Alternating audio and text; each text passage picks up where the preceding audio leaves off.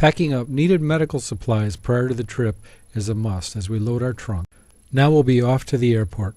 We'll meet with other team members at the airport, and we'll meet other team members coming in from different parts of the country when we get to Tegucigalpa. Here we'll also meet up with the WGO team who will help us to get through customs and help us to get our bags packed onto the bus. The city of Tegucigalpa is surrounded by mountains. We'll be climbing one of these mountains to get to the beautiful new mission house where once we settle in and get our room assignments, we can relax and have a meal. We look forward to mealtime as we can share our experiences throughout the week and relax and have a little bit of fun with each other. Next, we meet with the team leaders and we learn the house rules.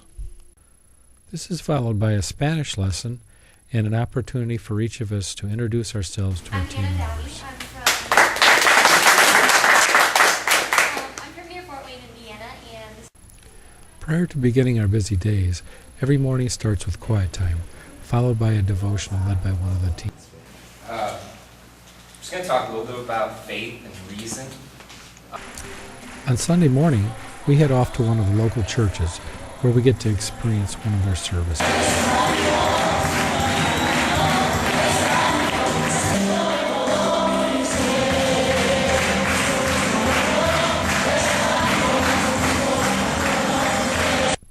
After church, we head out for a great lunch at a local restaurant. Then we take a trip to the Valley of the Angels, where we get to go shopping, pick up souvenirs, and see some of the local culture firsthand.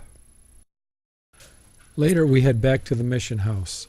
We're given an introduction into evangelism and some of the local customs of the Honduran people. This is always a big hit.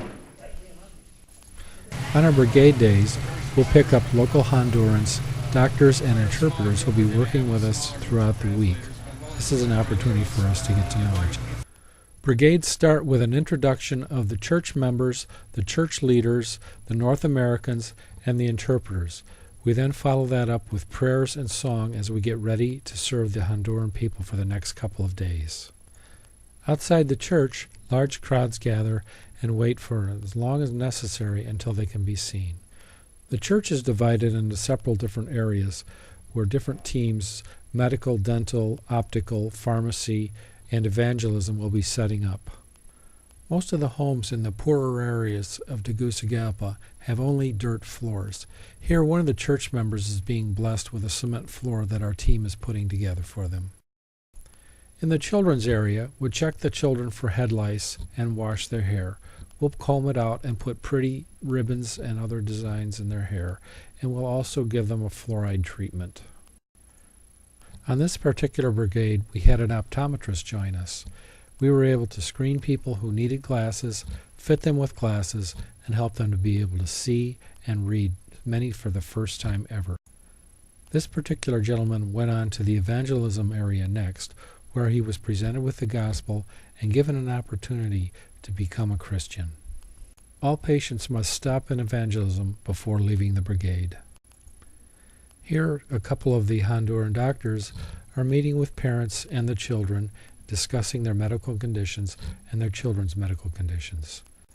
The next visit for them would be the pharmacy area, where they can pick up medications and vitamins for themselves and their children.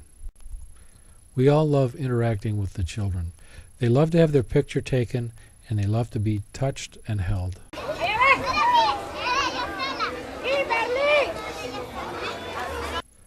WGO takes great care in making sure that we have healthy food to eat at all times. They will prepare a lunch for us. We bring it to the brigade site to make sure that we have something healthy and nutritious to eat for our busy days. On Wednesday, we go to see WGO's other branch called Rancho Ebenezer, which is a place where North American families come to Honduras, bring their own children, and take in Honduran children and raise them as their own. They have a school there where they're taught bilingual education, and they also have a farm. They raise several different crops there to help pay for the ranch. After visiting the school and touring the facility, we get to play games with the kids. On Thursday, we'll go to another church and start a new brigade. So let's get back to the brigades.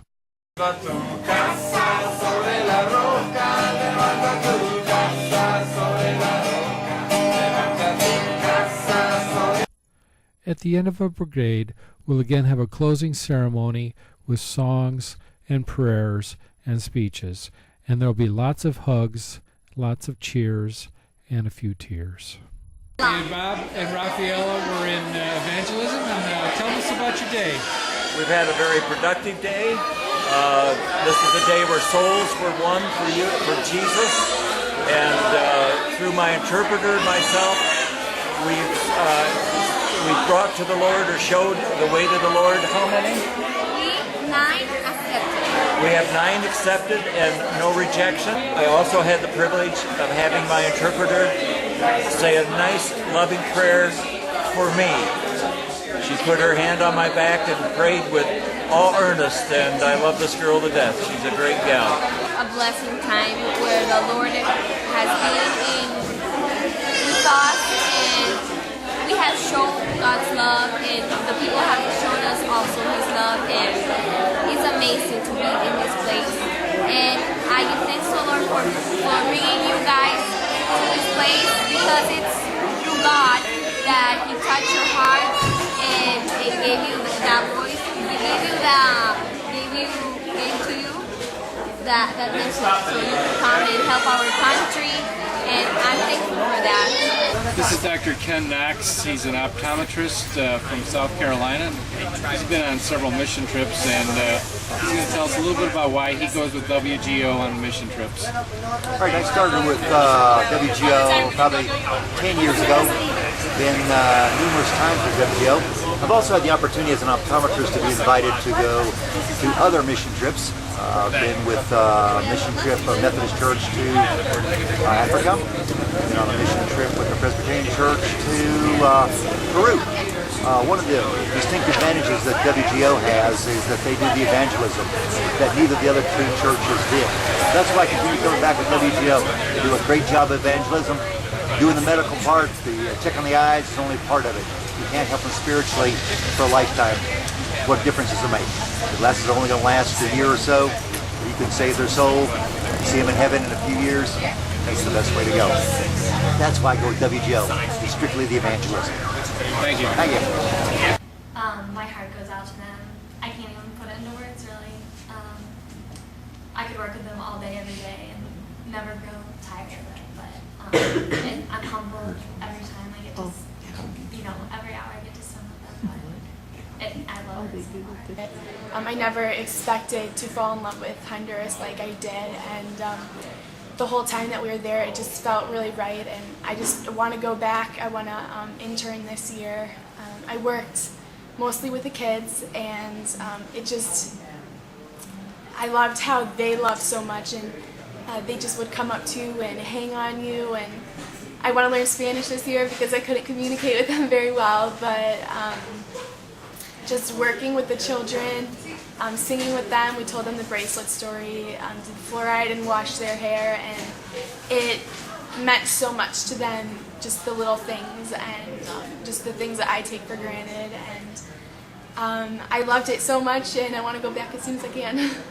I came down, and it's an amazing experience, and God just works through us, helping these people, bringing people to Christ, just giving them, at least for that day, physical relief and a lifetime of spiritual relief and growth, and we get them connected with the church.